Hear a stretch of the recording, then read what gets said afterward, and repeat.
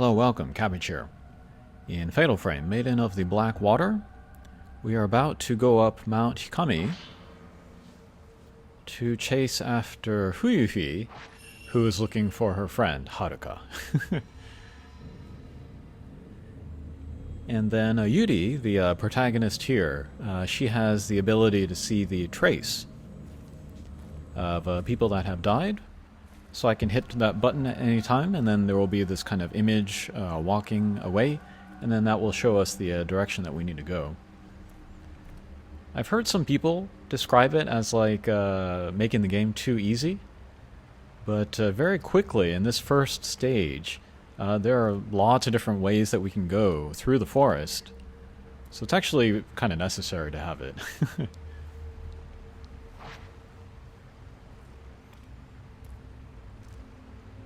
But as always, I'm going to talk about my previous experiences with the series 1 and 2. A lot of that takes place inside, in buildings or underground or somewhere like that. So to spend so much time like this outside was kind of new.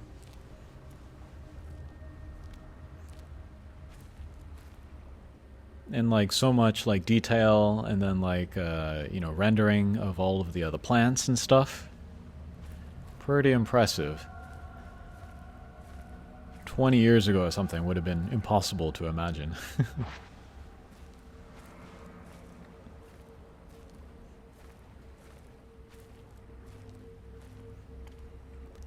And we'll skip ahead here.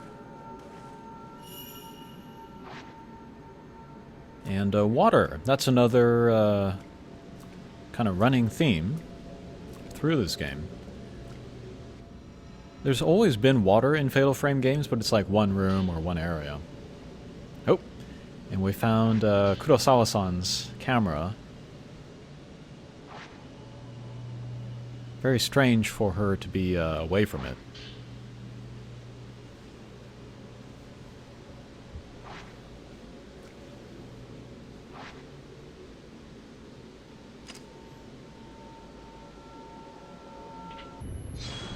Alright, and there's a little bit of an enemy fight here, but we'll just skip that. So yeah, we suspected that Hisoka, she came to this mountain to search for Haruka, the missing girl.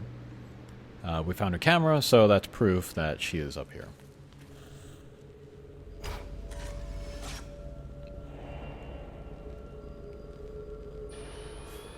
And then we found a map. There are different things on this mountain, like a temple, or a shrine, rather.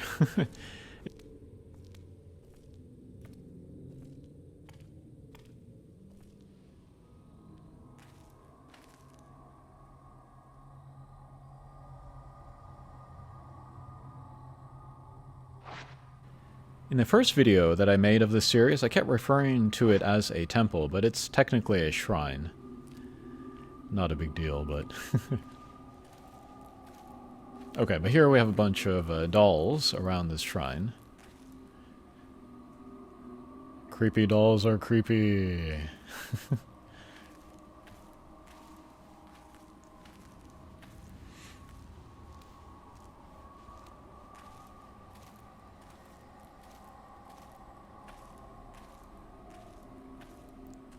I'm not sure why, but any time that there is a temple or a shrine,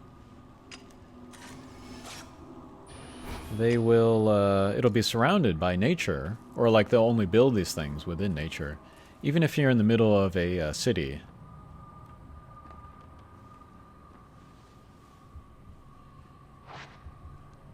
You can be like walking through a city, and if you see just like a weird, odd clump of trees together, probably a temple or shrine inside.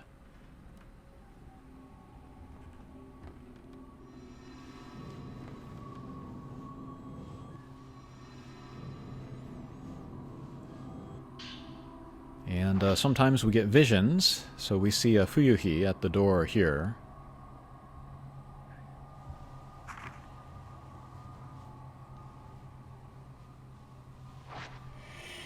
Whoa.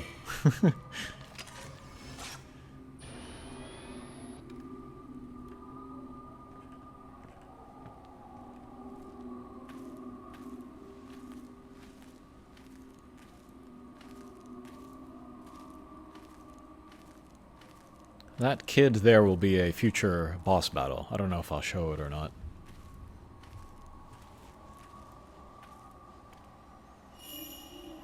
Ooh. Creepy children.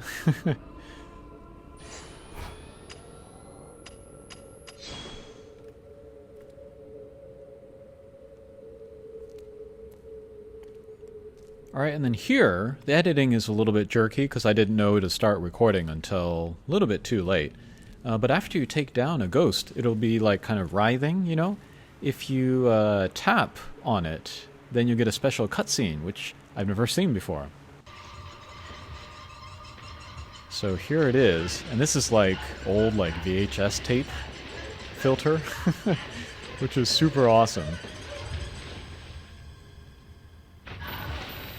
The color is totally washed out, and then like when you tap or click on the kind of the writhing, dying ghost, then I guess you'll get this scene showing like how they met their end. And now I want to go back and like collect them all, just because I love the look of that deteriorated VHS. But yeah, this is also new to me. This was not in Fatal Frame 1 or 2. And deteriorated VHS kind of speaks to me in a way that, like, film stock does not. I love them both, but they feel different. I am a child of the 80s, so yeah.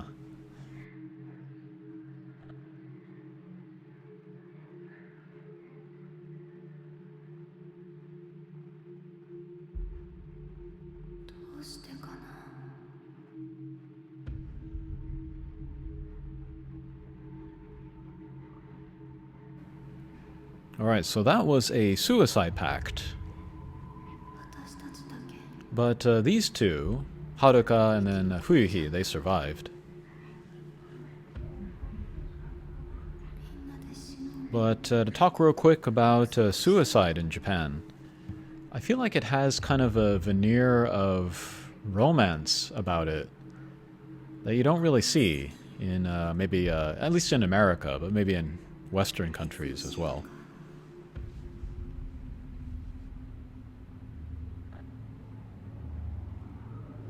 Japanese society is very rigid, and there's kind of like, you know, one sort of decided way to be successful in life. Or at least to be considered successful by society.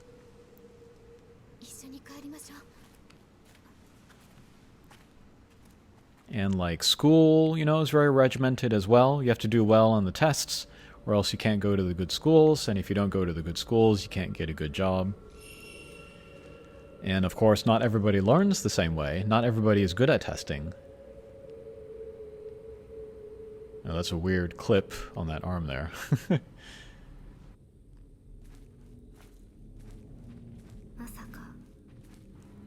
So yeah, it can be pretty easy to kind of feel trapped in Japanese society. Okay, we're going to skip ahead here to another VHS flashback.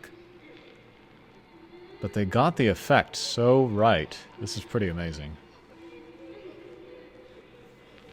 Okay, so I won't show the three kids kind of boss, but we'll just show this VHS flashback.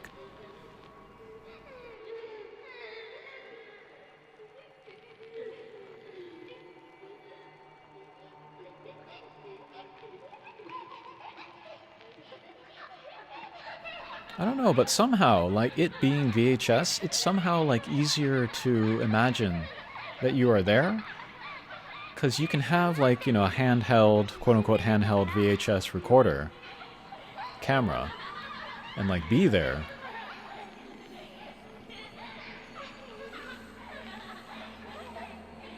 With, like, the, you know, the black and white film stock.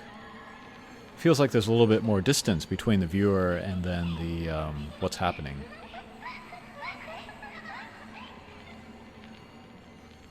But like the sound design on these flashbacks too, so good. Alright, so we've kind of wheeled back around. We're back at the shrine with the dolls. And in the back, we find Fuyuhi.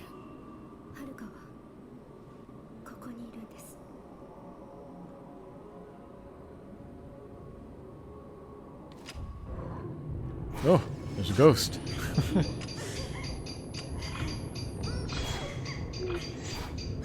I am failing mightily to fight off this ghost. Okay, there we go.